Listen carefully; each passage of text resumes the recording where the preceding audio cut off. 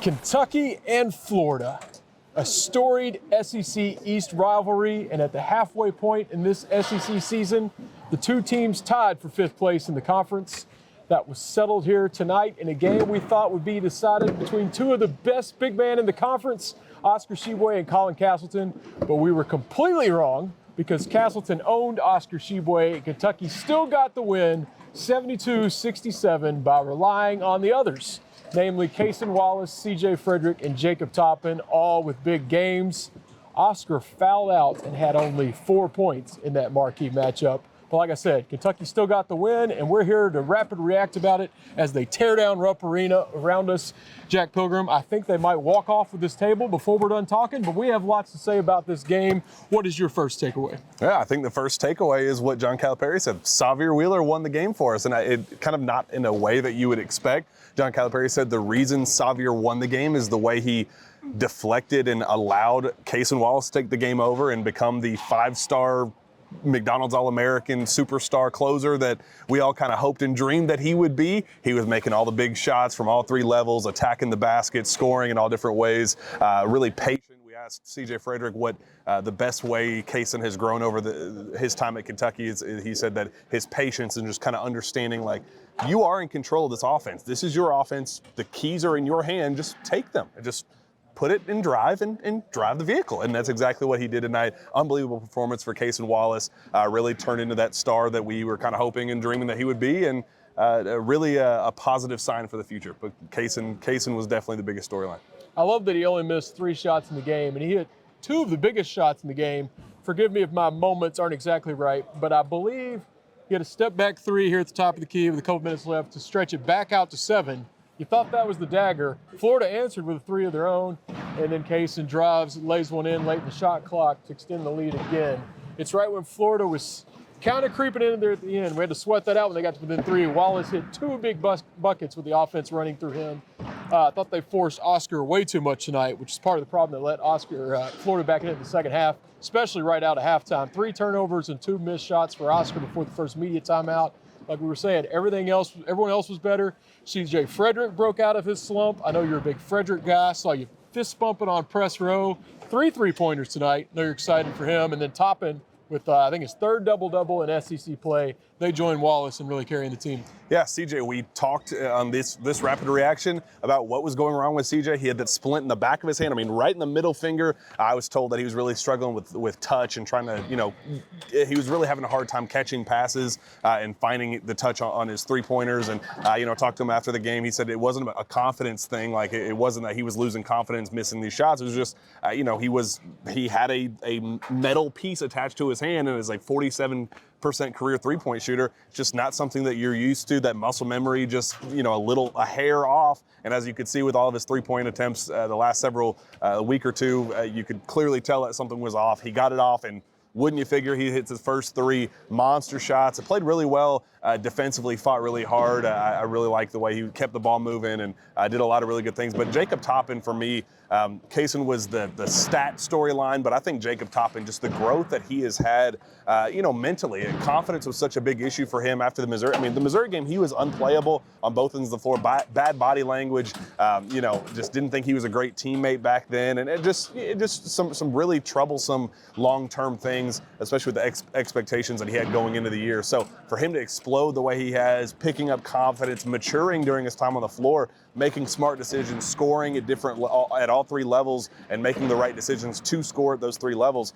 Just unbelievable performance for him. I think 17 and 10, really rebounding the ball hard. And when Oscar's struggling the way he was inside, it's really great to have a complementary piece in Jacob Toppin who is able to score at all 3 levels.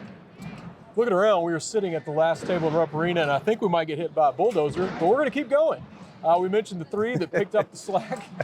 We mentioned Cal saying Xavier Wheeler won the game. Those are 4 standouts. We also saw Damien Collins in an odd decision. I thought, Lance Ware played 0 minutes. Thought they could have used him with Castleton a little bit, but Calipari relied on Collins' length in a few minutes to guard Castleton. Collins got a bucket. And after the game, Cal even said, maybe we'll pull Oscar back a little bit, give Collins a little more. Why not? It's almost mid-February. Why not mix it up a little bit? But we were very happy to see Collins in a night he needed just for moving forward with his career it's good to see him provide some good minutes. I know you're excited for him too. The stones on that kid, as soon as he gets put in the game, he gets a deflection, goes coast to coast, and tries to absolutely baptize somebody. I mean, just the confidence that kid has for a kid that has had confidence issues basically all season long, going through what he went through.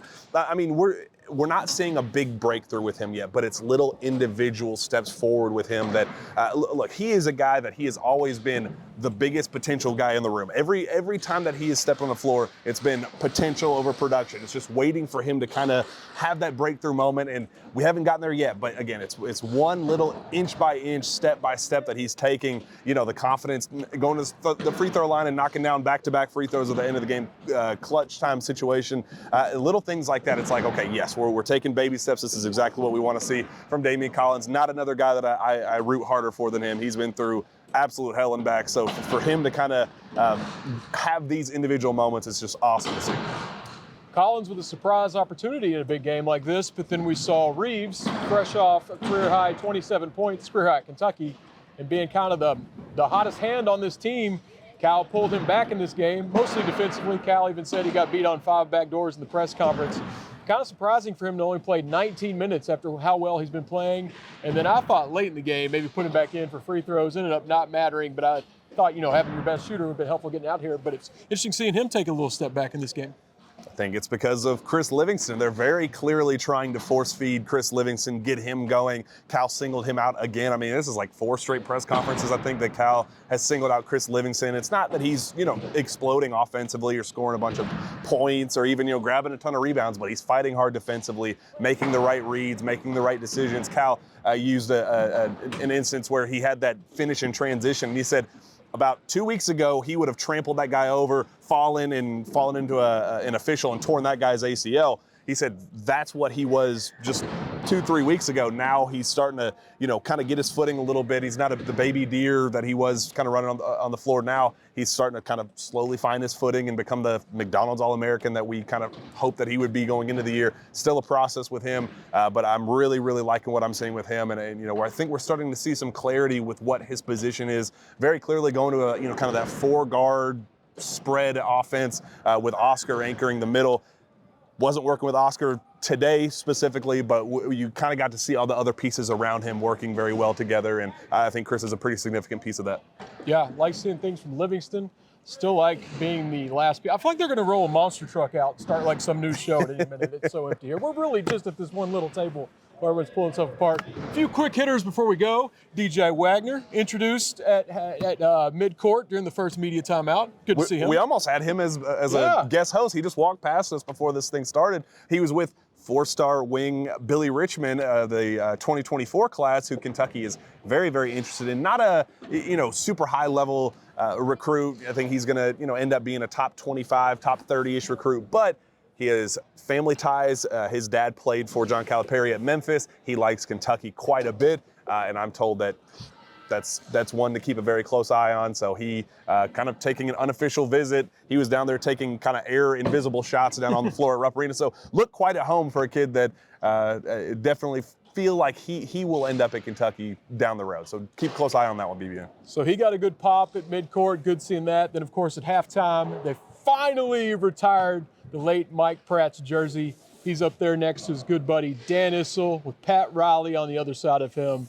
A great ceremony that we wish he could have been here to see. We all miss Mike dearly, and he's a huge part of this fan base. So everyone was so excited to finally see his number 22 jersey up there, and the rafters will remain forever with the greats. So it's good to see Mike's big ceremony finally happen. And then one more shout out I have to give. That number 33 from Florida was a tank. I don't think he played very much. He didn't have a lot of wind getting up and down the court, but is that a sanctioned player in the SEC?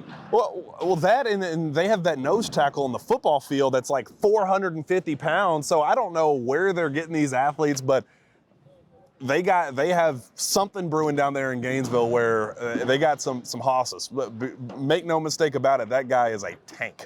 6'11", 300 pounds. I found out his social media handle is Big Daddy J33. Fitting. So we were all lucky to survive Big Daddy J33 tonight and survive Florida and survive another rapid reaction. Drew Franklin, Jack Pilgrim. We were missing our buddy Zach tonight. He had a big conflict, big finger painting class, double booked. He graduated from finger painting tonight, so congratulations to Zach. Hate that he missed this one, but we'll catch him at the next game. We'll catch you at the next game and on the next thing to be on this YouTube channel. Until then, hit that subscribe button, leave a comment, do whatever you got to do on YouTube. I'm still learning how this works, but we thank you for watching. Now we're going to get out of here. Go Cats. Hey, Big Blue Nation, this is KSR's Tyler Thompson. And Drew Franklin. The SEC tournament is right around the corner, and we know Kentucky fans are about to turn Nashville blue. Being the member of the KSR team living in Nashville, I want to share with you a great alternative location for lodging. Many of you will be coming south down I-65. Make plans to stay just outside of Nashville in Sumner County, Tennessee. I've made a number of fun trips down to Nashville. When I saw the great hotel prices, attractions, and food options recommended to us by the friendly team at the Sumner County Tourism Board, I started to let all my friends know, and now the secret is out, and all of Big Blue Nation knows. Check it out for yourself. Learn more at visitsumnertn.com. That's visit Sumner, SUMNERTN.com. We'll see you in Nashville. Go Cats.